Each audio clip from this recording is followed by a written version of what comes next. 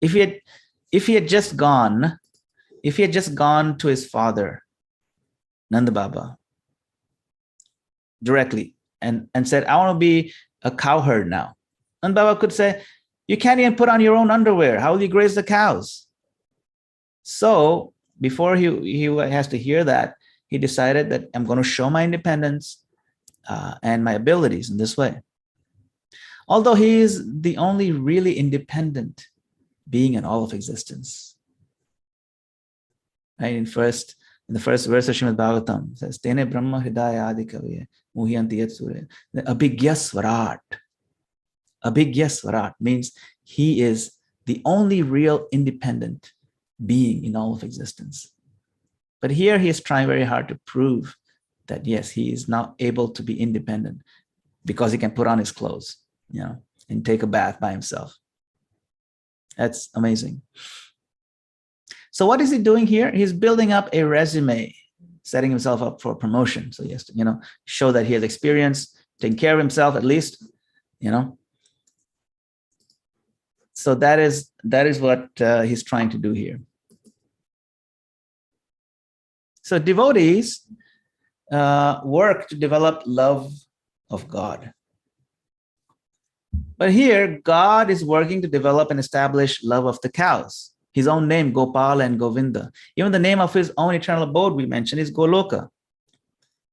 In India and maybe in other places, people name their residential buildings to declare to the world what they love the most. So Krishna named his house Goloka. Now, Krishna wanted to take initiation into the practice of Go Prema, love for cows. So his first initiation was already done when he was allowed to take care of the cows as Vatsapa. So Krishna takes the cows in the form of his guru, and he took initiation into the bhakti of cows on this day of Gopashtami. And who granted him this diksha? Nanda Maharaj, his father. So why do we worship Tulsi and Yamuna and cows and Govardhan? Because Krishna loves them. That's all. And if Krishna loves them, it's hard to understand Krishna's mind, why he loves this and not something else. This is what he loves. This is what we're going to love. That's all. So, you see, actual Go Seva is done just to extract their milk. But without connection to Krishna, it is not really Go Raksha. It's not really Go Seva. Because as soon as the milk stops, a modern farmer sends them to the slaughterhouse. Real Go Seva is done specifically to please Lord Krishna. And it is done by treating the cow as the mother up to the end of her natural life. So that's the proper way to do it. So we, our devotees are doing that in different places around the world.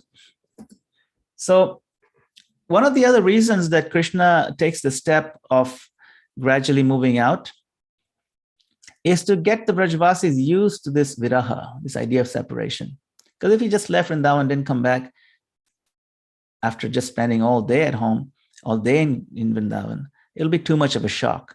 So what he would do is that he would go very early in the morning, deep into the forest, and would not return until the sun was about to set. And this was very hard for the Vrajavasis. They used to seeing him all the time during the day, hoping he would raid their home and steal some butter. They would regularly and eagerly wait for the evening and watch the horizon for the cloud of dust raised by the hoofs of the cows, when Krishna started cow herding. So this is one of the reasons. So now, prior to this, it was Nanda Maharaj who used to graze the cows. So to prepare for this role, Krishna used to ask Nanda Maharaj, can I join you, Father? And seeing the forest, he would ask such cute questions to Nanda Maharaj. What type of tree is that has like a beard? And then he would touch his father's beard, pointing to a tree. Then he saw a peacock dancing and he says, oh, what a pretty creature. What is this animal, Baba? And then Maharaj would say, that's a peacock. And why is it dancing like that? Well, you see the other bird with plain feathers? That's called a peahen. The peacock is the male and is dancing to impress her. Aha! Now I can see how it is that you are so much more beautiful than Mother Yashoda. You are pretty like the peacock. Of course, Krishna can only say this in the forest where his mother cannot hear. In front of her, he cannot say this. Hearing this, Nanda Baba became a bit shy. And the Lord says, what? You're shy, Father? This is the first time I'm seeing this, Baba. So then when they went back home, Mother Yashoda was fuming and angrily asked Nanda Maharaj, why did you take Krishna to the forest? He is still too small. So what if he asked you? You are grown up, you should know. Why did you take him? Then Nand Baba was just quiet. Sometimes it's better to be quiet. So then at night, Mother Yashoda was putting Krishna to bed and brought him, a cup of warm milk, silver cup, as he does every night. I don't want to drink this milk, Krishna said. Why? You've been drinking it every day. Why not today? This milk has come from cows, and I don't want to drink it for free. I'm not a freeloader. What does that mean, for free? I haven't done any service for the cows. How can I drink her milk? The Krishna is giving the message to us also. We should not just drink the milk of the cow for free. We should do something to reciprocate for the cows. So this melted Mother Yashoda's heart. And again, the message he's trying to convey is, I'm a big boy now. I can do it all by myself. So then after hearing all these arguments, Mother Yashoda said, okay, but we need to find an auspicious date and time, the muhurta, to take this big step in your life. You can't just do it randomly. And then Krishna immediately ran to the local Brahmana and said, Panditji,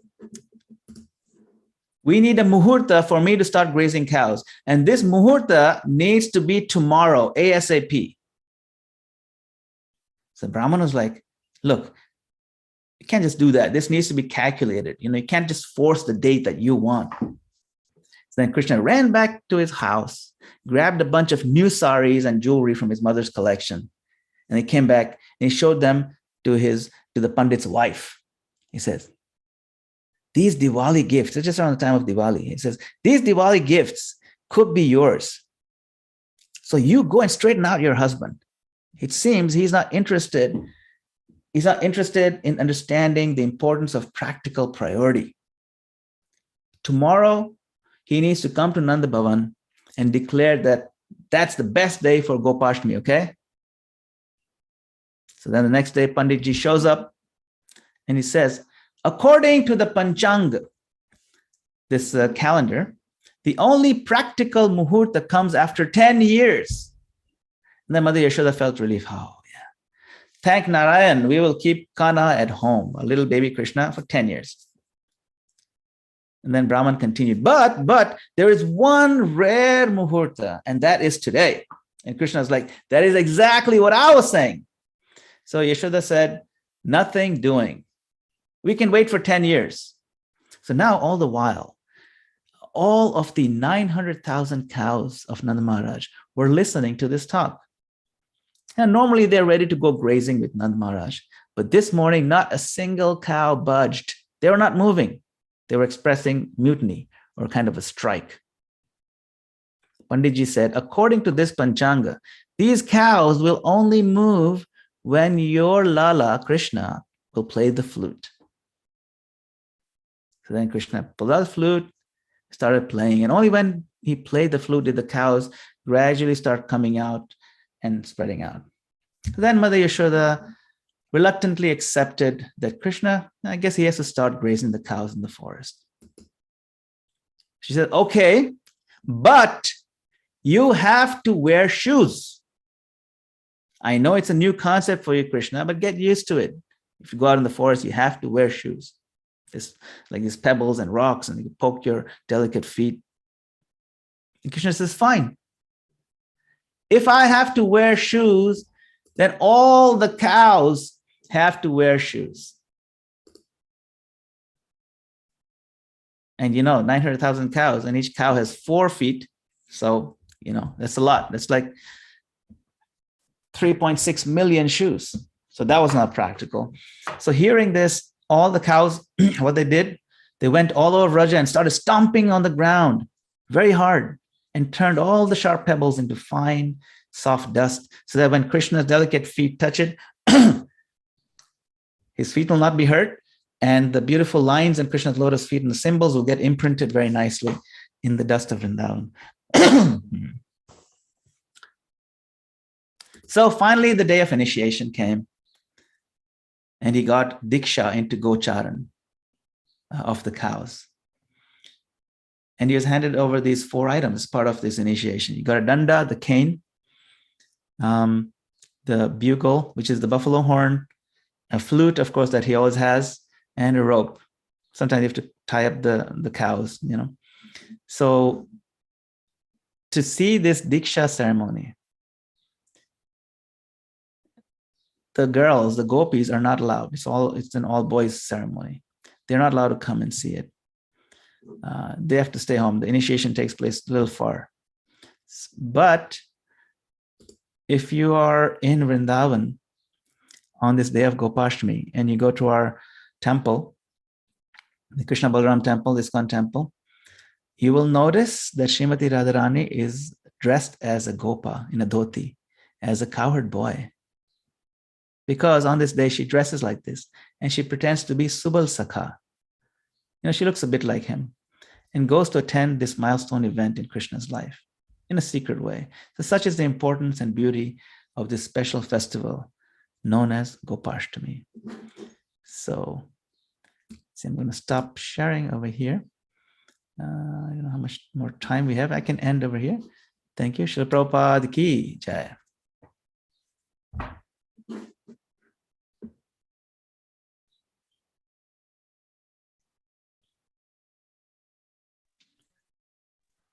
So if anybody has any comments or questions. Hare Krishna, yes, sorry, I'm late. Great class, Madam Gopal Prabhu. There's a question in the chat from Rupesh Kumar V. He's asking why all of a sudden, why cows give so much attention from Krishna, get so much attention from Krishna? Why not another animal? Any Bhagavatam story behind it?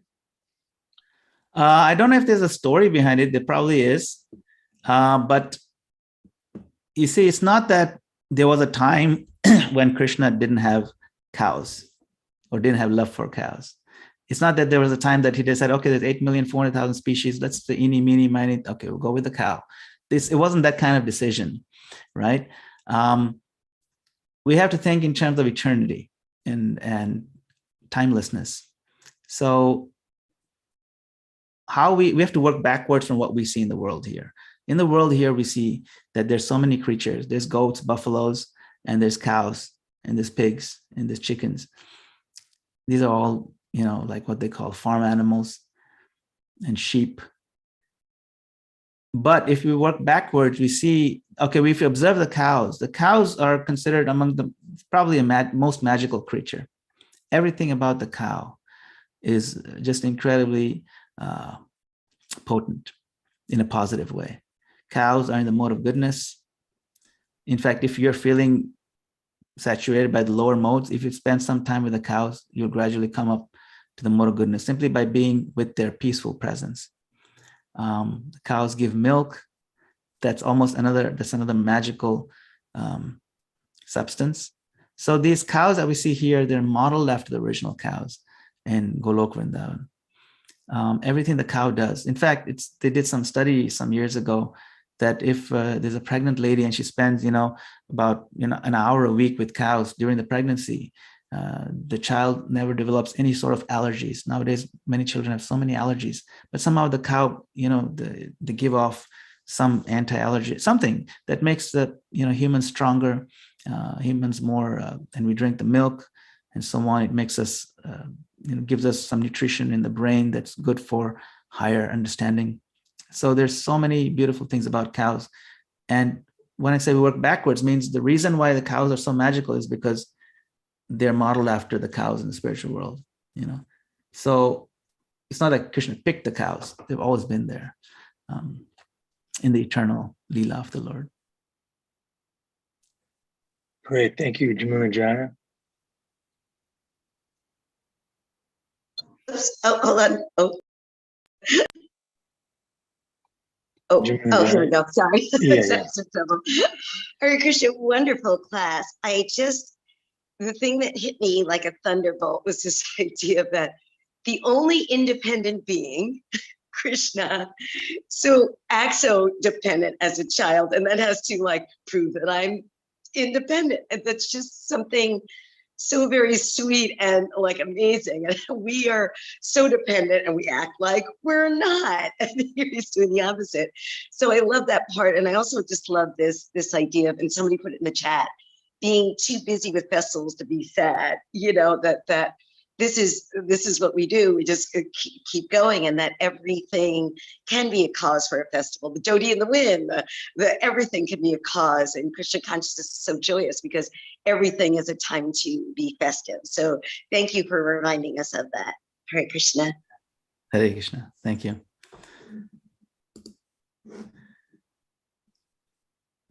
Because the question from Andrea, what of those who are born lactose intolerant and who are allergic to cow's milk? Does this affect their relationship with Krishna? No, certainly not. Many of us will have some limitations. We have to deal with our bodily, strengths and weaknesses around that. There's never any impediment to developing a relationship with Krishna. We don't have to feel particularly upset. If somebody is in Krishna consciousness, everything is perfect and pure. That's all that matters. And the only rule is always remember Krishna, and the only other rule is never forget Krishna. And if even the even thinking about our lactose intolerance reminds us, oh, I'm so unfortunate. I couldn't do everything that Krishna wants. Well, he thought of Krishna. That reminded us of Krishna. It's a kind of unusual way, but that happens. I used to have what I thought was lactose intolerance. For many years, I couldn't handle milk. When I came to this country, I came from Kenya. I was born and raised in Kenya. I had no problem in Kenya drinking the milk.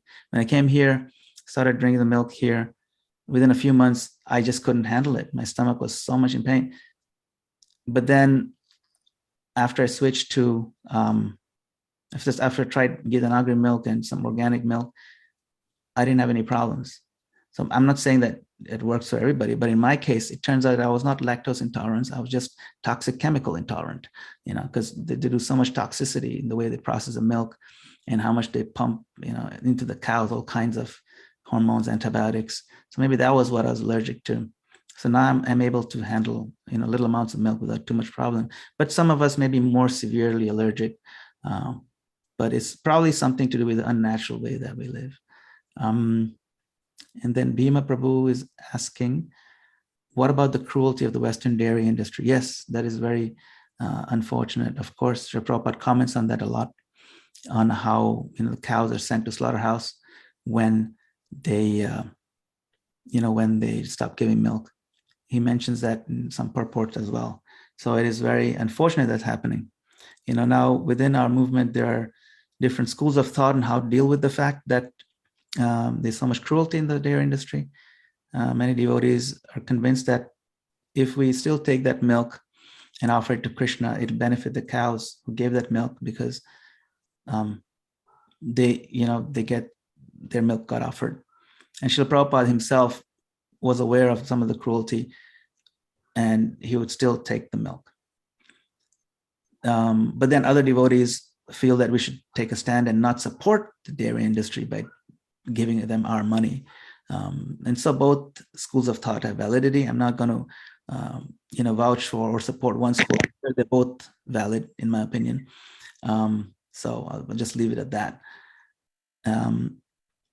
Okay, I think Gail had her hand up for a while. Hare Krishna Prabhu. Hare Yeah, Krishna. I also want to follow up on this. The lactose intolerant. I mean, I'm not lactose intolerant, but for those people, for whatever reason, if they don't take milk, right? I'm just wondering about the fact that the milk is meant to nourish those brain cells that enable us to understand the philosophy or something like that. Why is, if we don't take milk, why would that not be an impediment for proper understanding? Yeah, that's a good question. It nourishes the finer brain cells. It's kind of like, I don't know, maybe I'm speculating at this point, but it's kind of like, okay, if you're allergic, and I'm sure these allergies have been there, it's not just allergies to lactose. some devotees have allergies to the casein protein that's in the milk too. Like lactose is not a problem, but the milk proteins.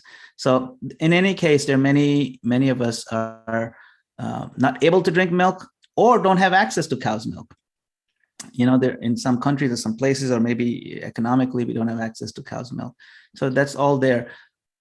It does nourish our finer brain cells for sure, but it's not a complete prerequisite.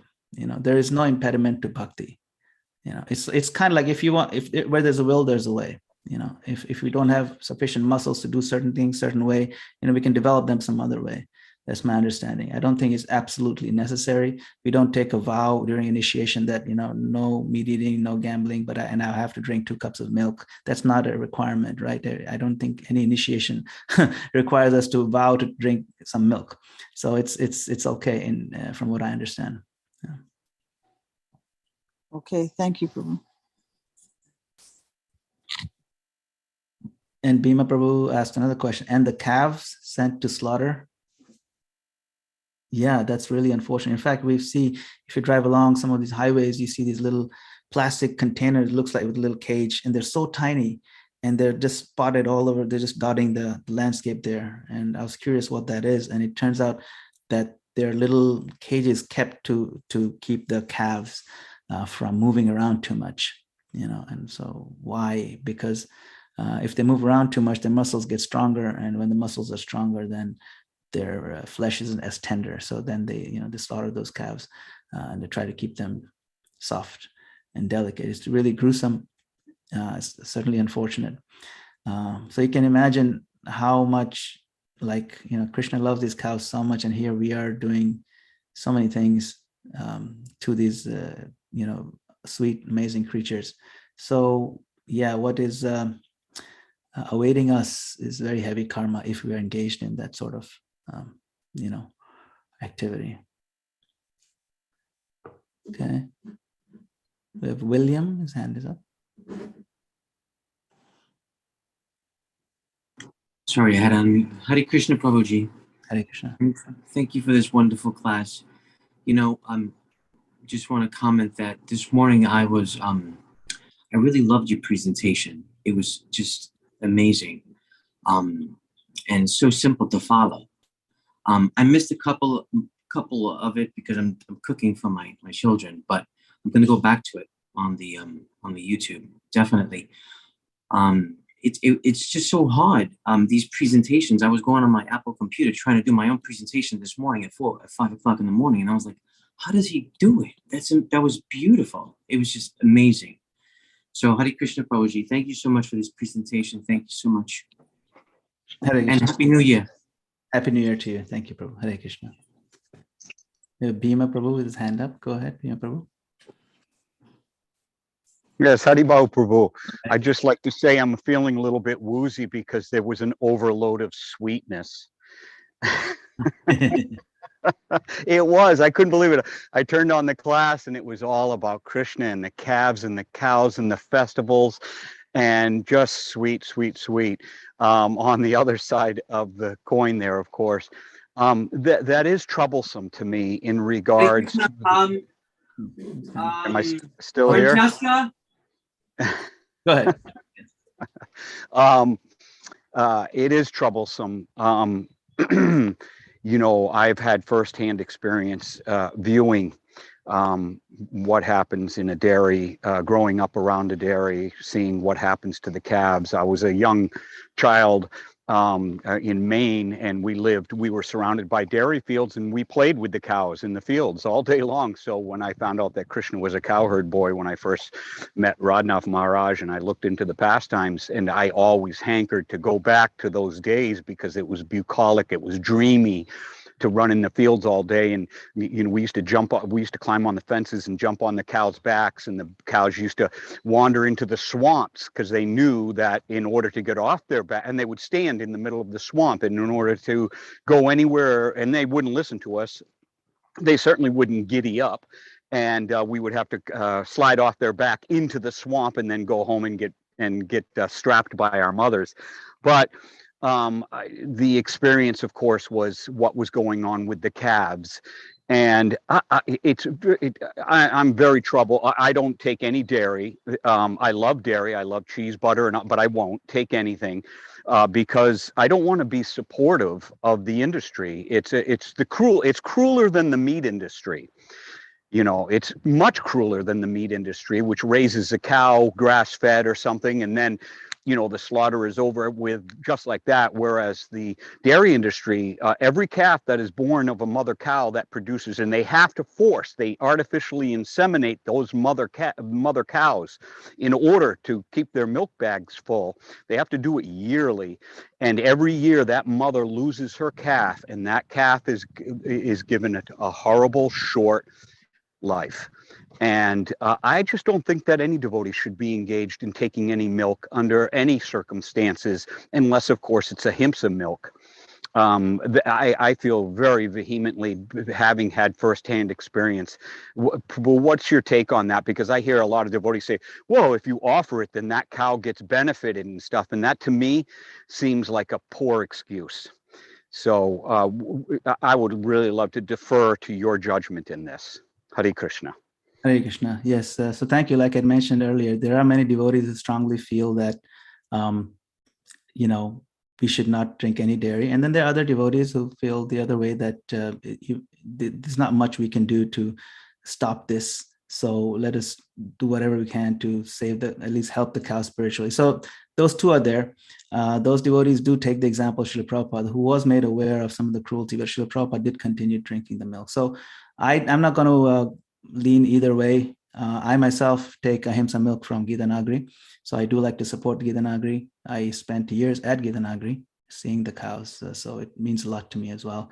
But yeah, maybe we really should. And I know there's also, oh, I think we have to, I don't know if you're out of time, but I think I know Jayadvaita Swami Maharaj, what he does is he does take regular, like non-ahimsa milk, but whatever amount of money he spends towards that, he takes that same amount and he donates to ahimsa. So he kind of balances out in that way. So there's different things that I've heard from different senior devotees. So yeah, I would say, in my opinion, the safest would be just to not take any dairy, because it's not like it's absolutely necessary, you know. And ideally, if we have access to Gita Nagari milk, which we actually do over here, it gets delivered on a weekly basis, you know, take advantage of that. Yeah. All right. I think we are out of time. Thank you very much. Hare Krishna. Jai. Shri Radha Muralidhar ki jai. Hari Bol.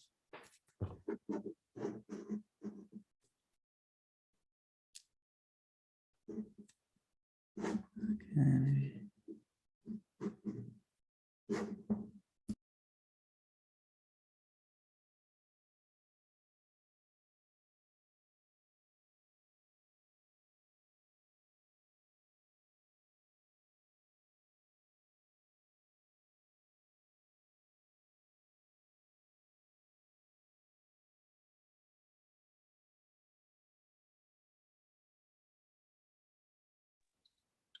All right. This is it, dear devotees. Hare Krishna. Happy New Year. Thank you, Madam Gopal Prabhu, for a very devotional and very balanced presentation. Thank you very much. That's maturity. This is why we have you on board with our morning class schedule.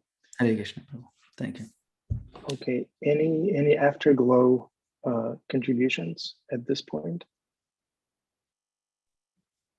Is there any update on the temple construction? Yes, actually there is. We just poured the concrete on the altar last week. We did a whole ceremony around it. We had people write their names and prayers in little pieces of paper, and we poured it into the concrete that's going to support or hold up the altar. So we have hundreds of pieces of paper there. So forever and ever, their names and prayers will be within the concrete. So we did a ceremony just a couple of days ago like that. The superstructure, the structure outside is all done. Electricity is inside. They're working on the inside work. So it looks like we should be close to done, or we should probably complete by May, June timeframe. Complete enough that we can move there, the new temple. And, we'll send out the invitation to all of you. All devotees around the world can come for our opening once we have the date. And I'm sure it'll be we're only 26 miles away from New York City. It's not that far, so it'll be wonderful if all of you can come. Hare Krishna.